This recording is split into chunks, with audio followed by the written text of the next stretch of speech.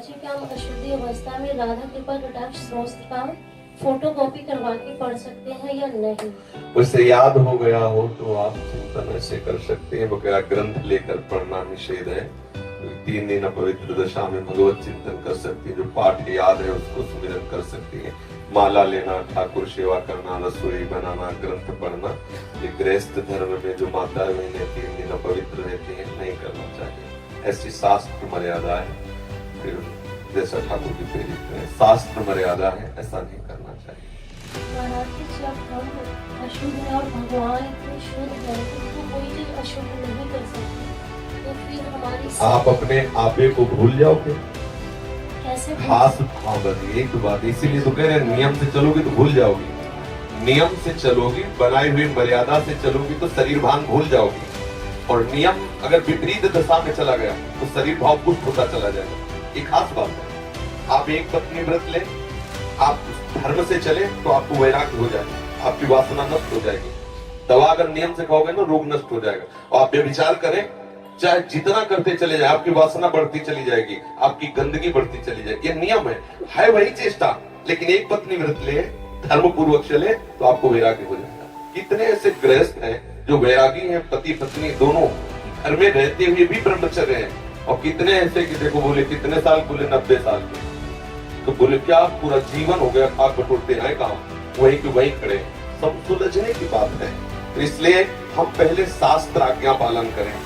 तो परम पवित्र प्रभु हैं और हम उनके परम पवित्र अंश हैं, ये बात समझ में आ जाएगी। और जो शरीर अपवित्र है उससे हमारा राग खत्म हो जाएगा।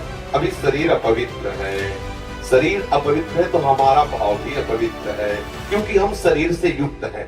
आप कभी ये मानती हो कि मेरा शरीर अपवित्र हुआ? मैं नहीं।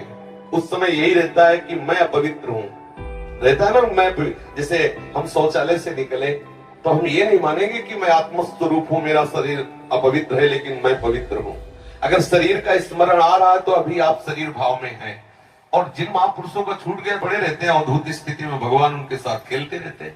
उस स्थिति तक पहुंचने के लिए हमें तर्क छोड़कर शास्त्र आज्ञा पालन करना पड़ेगा। शास्त्र की कृपा से, गुरु आज्ञा की कृपा से वो स्थिति आ जाती है जब शरीर भाव से ऊपर उठे। फिर क्या, फिर तो कोई परेशानी नहीं। चाहे लघु शंका की पड़े, चाहे शौच की पड़े हो, शरीर पवित्र है लेकिन वो परम पवित्र प्रभु में रमण कर रहा है। अभी हमारी दशा ऐसी नहीं है। हमारा शरीर हमें मैं करके दिखाई दे रहा, नहीं दिखाई दे रहा। शरीर की भूख मेरी भूख, शरीर की मान मेरी मान, शरीर का कष्ट मेरा कष्ट। अरे इस शरीर को सिद्धांत में बांधो, शास्त्र तालियां ताली, क्या करना है क्या नहीं करना, इस शास्त्र के अनुसार शरीर का राग का परिणाम होगा। शरीर से राग आप जो पवित्र नहीं है तो आपको शरीर से राग शास्त्र की आज्ञा पालन करेंगे तो आपको शरीर का नाम में बैठा शास्त्र की गुरु में चलिए तो आप रागी होगा। आप आपको जरूर होगा शरीर को पानी जा सकते हैं, वही तो आपकी जगह की वही तो आपको